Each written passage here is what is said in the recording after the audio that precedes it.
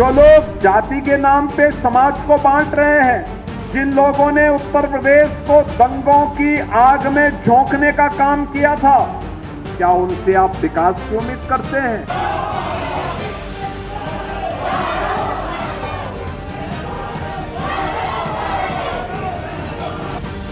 अपने गृह जनपद गोरखपुर में मुख्यमंत्री योगी आदित्यनाथ ने गीडा यानी गोरखपुर औद्योगिक विकास प्राधिकरण क्षेत्र में विकास परियोजनाओं का शिलान्यास और लोकार्पण किया।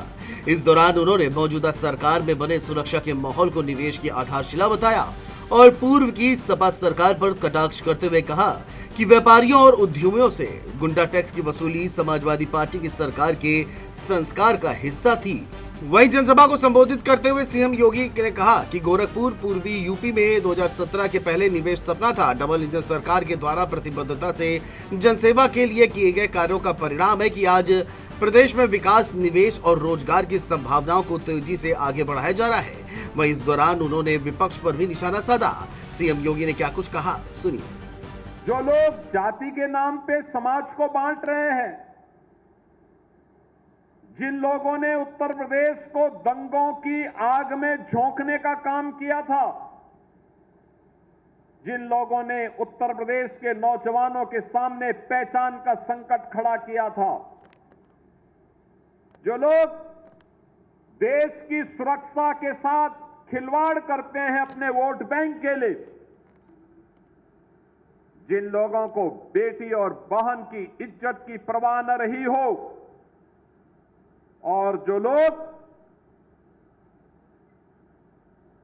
मातृशक्ति की गरिमा की रक्षा न कर सकते हो, क्या उनसे आप विकास की उम्मीद करते हैं? पहले यहां का युवा नौकरी और रोजगार के लिए देश और दुनिया में भटकता था,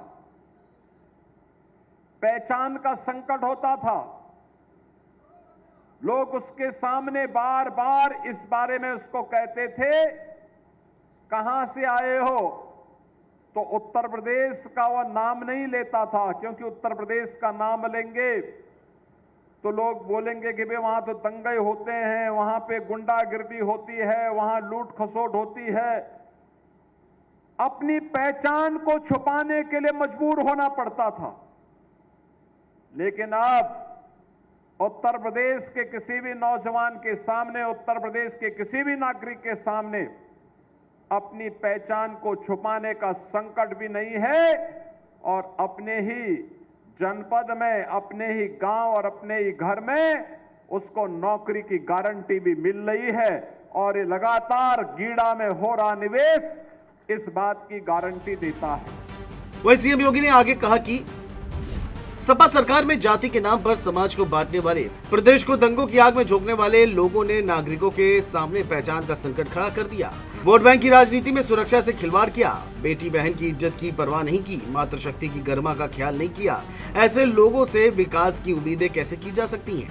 जब ऐसे लोगों को मौका मिला और विकास नहीं करा पाए तो वे आगे भी नहीं करा पाएंगे।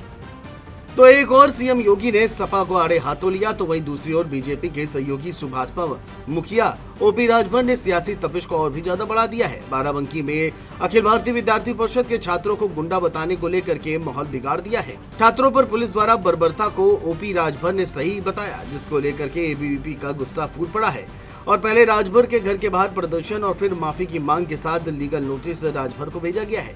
वहीं विपक्ष की इस कथित अंदरूनी आग को लेकर के विपक्ष भी घी डालकर इस बात को साबित करने में जुटा है कि सत्तारूढ़ दल अपने सहयोगियों का सम्मान नहीं करते। समाजवादी पार्टी के राष्ट्रीय अध्यक्ष अखिलेश यादव ने एक बयान में कहा है कि भाजपाइयों की दरारवादी सोच अब अपने गुट में भी दरार डाल चुकी है। भाजपा के सहयोगी बने धन लोलुप लोगों को अब ये समझ आ गया है कि इस्तेमाली पार्टी उनकी माली हालत तो सुधार सकती है, मतलब उनके खजाने में माल तो दे सकती है, परंतु मान कभी नहीं देगी, क्योंकि भाजपा की साजिशन चाल ही यही है कि पहले इस्तेमाल करो फिर बर्बाद करो। इन सब के बीच ओपी राजभर के घर के हमले के बाद उनके बेटे अरुण राजभर का बयान सामने आया है। उन्होंने कहा है कि ऐसा करने वाले छात्र होने का परिचय नहीं दे रहे हैं और गुंडागर्दी कर रहे हैं। एबीवीपी कार्यकर्ताओं के बीच सपा के गुंडे छिपे होने की संभावना है। हमने इनकी पहचान करने का अनुरोध किया है।